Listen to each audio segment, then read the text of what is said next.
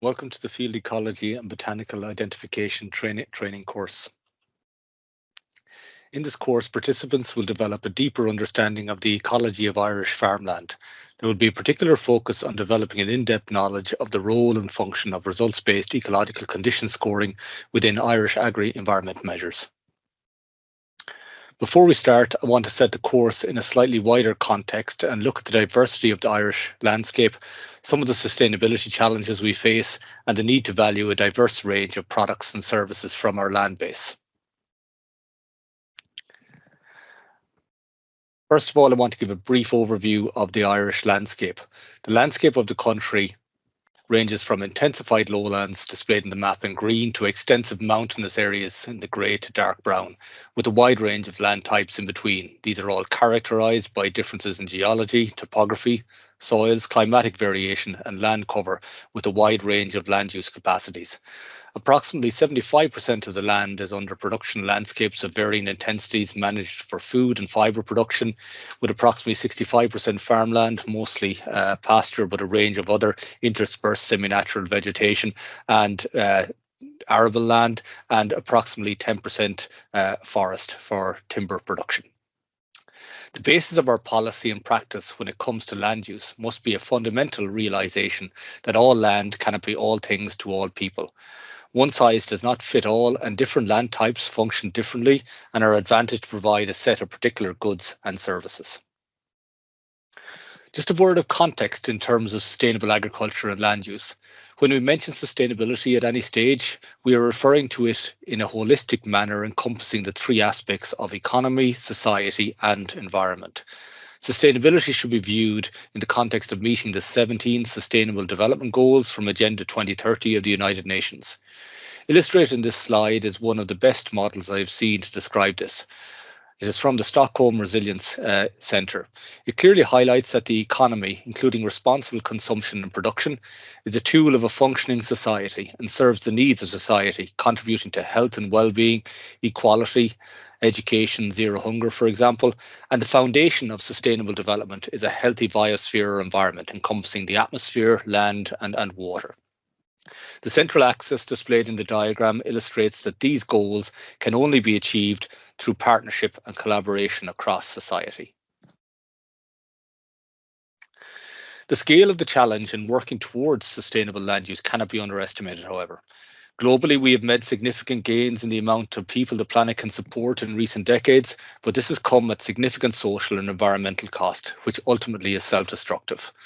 The government declared a biodiversity and climate emergency in May 2019, and the climate change and biodiversity crisis are interrelated problems threatening food security and the sustainability of our entire life support system. Human activities are a driver of both climate change and biodiversity loss. Loss of biodiversity in Ireland is stark. It is often manifested as a gradual or localised decline of many habitats and species, and this is happening all around the world, including in Ireland. National monitoring figures highlight that 85% of our protected habitats are in unfavourable condition, with 46% still with a declining trend. Overwintering water birds have declined by 40%. That equates to approximately 500,000 birds that are no longer visiting Ireland as their overwintering sites. 20% of our breeding birds are in long-term decline, but 30% are stable or increasing. Semi-natural grasslands, and we pride ourselves as a pasture-based agricultural system. This figure is particularly stark. 30% of the area of semi-natural vegetation that has been monitored has been lost in the last 10 to 15 years. We know that our diverse land base need to provide a range of ecosystem services that society depends on. To sustain current and future generations, we need our land base to provide food, fibre, production support services such as pollination, pest control and nutrient cycling, regulation services such as regulating water and carbon storage, and also providing space for recreation, tourism and contributions to human health and well-being in general. However, our economic system only values a small proportion of these services, and as a result, we have an undersupply of non-market services, or what are termed by economists as public goods. Valuing a more diverse range of services and products from our agricultural land base is where results-based payment schemes come in. So what are results-based payment schemes? In simple terms, these are agri-environmental schemes where payments are linked directly to delivery of results rather than a set of actions or prescriptions expected to deliver the result. In the Irish system, each field is typically scored out of 10 using scorecards. Essentially, the higher the nature quality or environment quality, the higher the payment. In the emerging system of agri-environmental climate measures in Ireland, there is a combination of results-based and supporting action-based payments in what is termed hybrid results-based agri-environment payment schemes. A short history of how we've got here. So we start our implementation story approximately 20 years ago. It started with the Burn Life programme, an EU Life Nature funded project, which was the initial testbed for the design, development and testing of results-based payments in Ireland.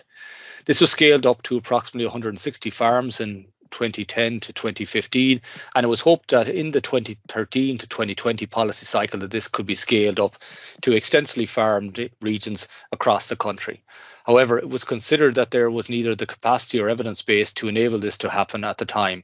So a different approach to scaling had to be pursued, and this involved trialling and testing the Burn model, essentially outscaling and the principles and frameworks in a broad range of landscape contexts.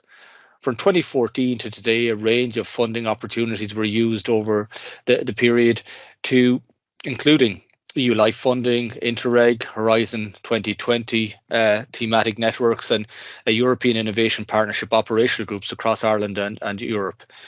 In preparation for the CAP strategic plan in 2023, the REAP pilot was a large national pilot testing the administrative feasibility, building capacity and assessing interest among farmers in the approach. And today we have the hybrid results-based payment schemes being rolled out to approximately 20,000 farmers with a locally adapted element in the acres cooperation project areas.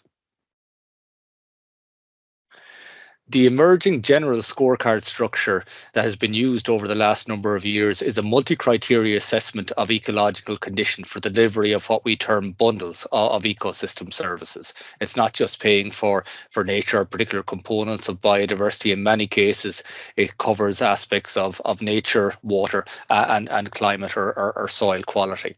Essentially, it incentivizes and rewards provision of multiple ecosystem services.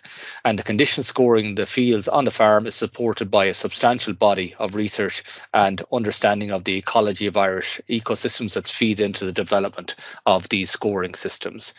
So a range of results indicators are combined, measuring the ecological integrity, the soil integrity, the hydrological integrity, and aspects such as threats to this integrity are included through the measurement of indicators that measure amount of damaging activity that threaten the future prospects for the site. With this background context in mind, we will now go through the overall course outline. So this course will take place over 8-week period. All online activities will take place on the course online learning platform CPD or online. You'll register on this at www.cpdlearnonline.ie. And there is an in-person full-day introductory session in week 1, a mid-course in-person in week 5, 1 day, and 2 days of field workshops in week 8. The course is non-accredited, but it's designed to be equivalent of 5 credits at the National Framework for Qualifications Level 9. In terms of the overall course process, as I said, it's a blended in-person and online delivery, including field workshops. The blended delivery mode combines an e-learning course built and delivered via our learning platform CPD Learn Online, coupled with in-person field workshops. All activities related to the e-learning part of the course will take place within the web platform, and participants will communicate with each other learners and the lecturers or teachers through the platform. The learning objectives. At the end of the course, you will be able to demonstrate an understanding of the basics of ecology, the distribution of common habitats in Ireland and their relationship to common birds and mammals, demonstrate their proficiency in plant identification of indicator species from a range of habitats. Participants will also collect and interpret field biological and ecological assessment data using both habitat mapping and vegetation sampling that we'll concentrate on the field workshops. Demonstrate an understanding of the application of the field scorecards to results-based schemes, describe the legislation pertaining to habitat and species protection relevant to ecosystems found in Irish farmland, and utilise a range of survey skills when examining and evaluating habitat, species and vegetation communities, while being able also be able to assess risks and work safely in the field environment. The learning objectives are achieved as you progress through 8 different modules starting in week 1 with this course introduction, followed by an introduction to the ecology of Irish habitats, an overview of relevant policy and legislation, while modules 4 to 6 concentrate on building understanding of the principles and design of results-based payment schemes, together with the ecological management of a range of Irish habitats and species targeted by various agri-environment climate measures. There is an in-person day in week 5 concentrating on plant ID and practical habitat management, and the course finishes with a 2-day field ecology workshops where the knowledge learned in weeks 1 to 7 will be applied in the field context. To give you an indication of the course workload, over the 8 weeks, there is a total of approximately 55 hours of learning material. This includes approximately 25 hours of online content and 30 hours in-person content. That concludes the introductory session 1 day and the field workshops, 1 in the mid of the course and 2 days at the end of the course. It is estimated that the average learner workload is approximately 7 hours per week. Participants will spend this time viewing online material, completing assignments or activities, adding additional reading, searching additional information if needed to research some of the topics, then course-related communications and attending in-person days. Your performance on the course is assessed based on course submissions of weekly activities, including a Plant E portfolio and in-person competence assessments during the field workshops and online quizzes undertaken during the course. The Plant E portfolio will be a plant species digital portfolio that you collect throughout the course using Padlet.